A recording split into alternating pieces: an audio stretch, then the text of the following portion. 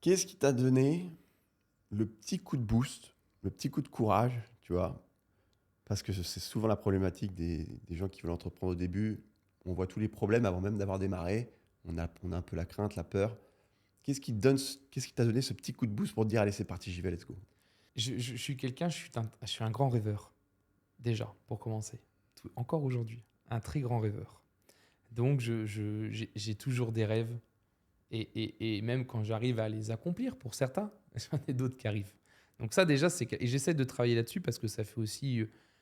T'es jamais très, très content ni fier de ce que tu fais vu que tu veux toujours plus. Donc, c'est pas très sain. J'essaie de travailler là-dessus. Le vrai déclic, j'ai perdu mon grand-père. Là, ça m'a mis un vrai, vrai déclic. Et je me suis dit, la vie, elle est trop courte. J'aurais aimé qu'il voit ce que je voulais faire. Et là, je me suis dit, let's go, faut se lancer. Je me suis lancé jeune aussi, donc pas la pression, pas de femme, pas d'enfant, pas de maison, de crédit, de tout ça. Donc finalement, pas grand-chose à perdre. Et je me suis dit, non, t'as pas le droit. On n'a qu'une vie, ça défile.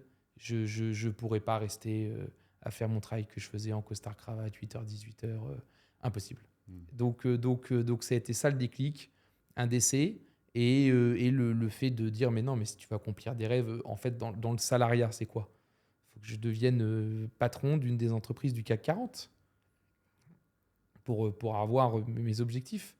Donc il n'y a que l'entrepreneuriat qui peut te faire arriver à ça. Et donc là, ça a été le vrai déclic pour moi. Je capte, mais il n'y a pas eu justement ce frein que que tout le monde a, enfin la plupart des gens ont, c'est: «Et si ça marche pas?» Tu vois? Tu sais cette petite porte qu'il faut enfoncer Et ben, parce que tu as les jetons, en fait. ouais, bien sûr. Bah, écoute, je l'ai et je l'ai toujours Ah ouais. à chaque projet. Mais alors, ce qui est hallucinant, c'est que je ne l'ai pas au début, je l'ai après. Donc c'est oui, on y va, let's go, on attaque. Et quand ça arrive à une semaine du lancement, là j'ai le petit truc de en fait, si ça marche pas. Mais après avoir lancé. C'est-à-dire que quand toute la préparation du projet est faite, que c'est payé, investi, voilà, et que tu arrives au moment de vraiment l'ouverture, quoi, presque. Et là, je me dis, en fait, si tout ce que tu as fait, ça va pas. Et Mmh. là, par contre, ce que ça me fait, c'est que ça me fait tout reprendre le projet de A à Z. Et ça permet d'aussi repasser un peu au scanner, peut-être des oublis, des petites choses. Tiens, on va faire ça. Donc vu que j'ai cette peur-là, ça me fait passer un peu tout en arrière en me disant, on va peut-être rajouter ça, on va peut-être faire ça. Donc, pour aller un tout petit peu plus haut. Et voilà, mais ça me le fait toujours.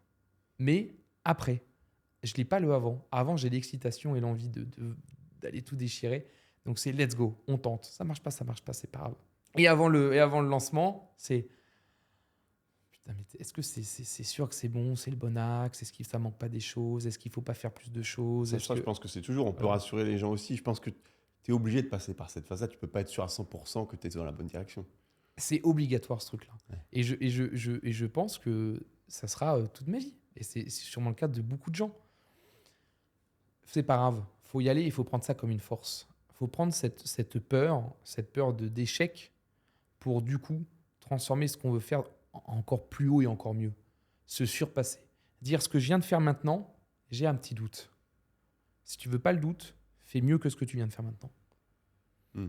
Prends ce temps pour réaméliorer encore le produit, le concept, le truc. Et là, tu vas arriver sur un truc où tu es encore plus mature par cette peur de l'échec. Le prendre en force, tout réanalyser, tout rebouquiner, tout regarder et faire mieux que ce qui a été fait. En tout cas, pour résumer un peu ce que tu viens de dire, la peur est constructive, mais il faut pas que ce soit un frein pour enclencher. Toi, t'enclenches, tu as peur après, en fait. Ouais, bah, je vais prendre un exemple qui va parler aux gens. Tu vois, on a fait ce projet, le cercle business, tous les deux. Et tu vois, moi, ça m'est arrivé de dire, ah Vincent, le contenu, j'aimerais bien qu'on change ça, j'aimerais bien qu'on fasse ça, qu'on professionnalise ça. Parce que au fond, tu as toujours le truc de dire, mais non, mais en fait, si ça marchait pas, si les gens, ils en ont pas pour leur argent, si je suis pas assez légitime pour leur donner ce qu'on doit leur donner, et ben, du coup, ça oblige à faire mieux. Et à dire, non, en fait, ouais, je suis légitime. Oui, ce qu'on donne, ça vaut largement le prix. Et on va leur donner plus. On a parlé, je donne un petit exemple aux gens, parce que c'est rigolo, on n'a pas les retours caméra, mais on avait parlé, bah tiens, on peut faire un peu de contenu chez nous, à la villa. En ce moment, on est tous les deux pour faire ce projet-là, parce qu'on voulait être proche pour le conclure, voilà. Et on s'est dit, bah, tiens, si on faisait un peu de contenu à la maison, tout ça.